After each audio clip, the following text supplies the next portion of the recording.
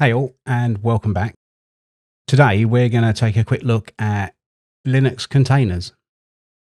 Linux containers are a set of processes in a chroot environment, I guess you could call it. A bit like a FreeBSD jail. It's everything it needs to run a virtual operating system, but really, really tiny. They're all self-contained. And today we're going to have a look at a couple of them and get them up and running. So on my ProxMox server that we set up in the last video, you will see that it's up and running. Here's the shell. Let's go to our container templates. So as you'll see, I've downloaded a couple already. So I've got CentOS, Fedora, Gentoo, and Ubuntu. And you can get these just by clicking on templates, and it lists a few here. I'm going to have a look at these at some point. These look quite interesting. We'll download that. This is how it works. It will start downloading. This is quite a big one by the looks of it, but never mind. 488 meg. Most of them are tiny in comparison.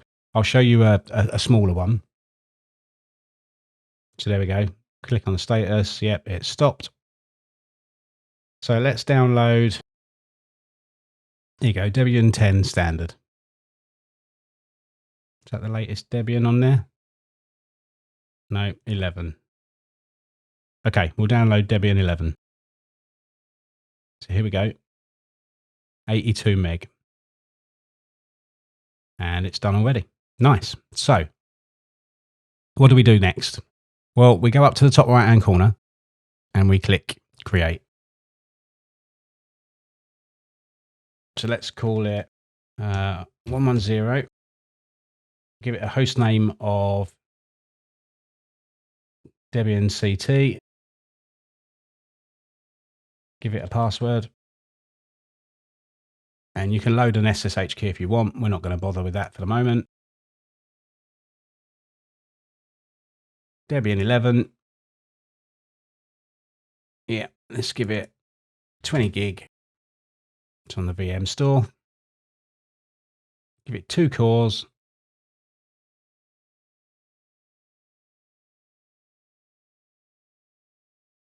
Let's give it 2 of memory and swap. That'll do. That'll do.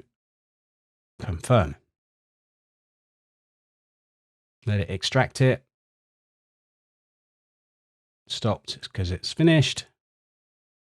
And up here we'll see our Debian container. So let's start that. There we go. Done. And there we go. We are logged into a little Debian container. Couldn't be much more simple than that. So there you go. There's your first container all set up. We'll log out of there. Let's create another one.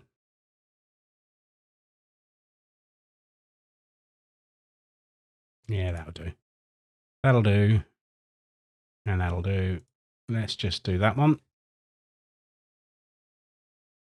Containers are new to me. I'm just playing around with them. But they do look very, very interesting. And there's our CentOS container. There we go. So there we go. So you could install a web server on this easily. So there we go. That's those two up and running.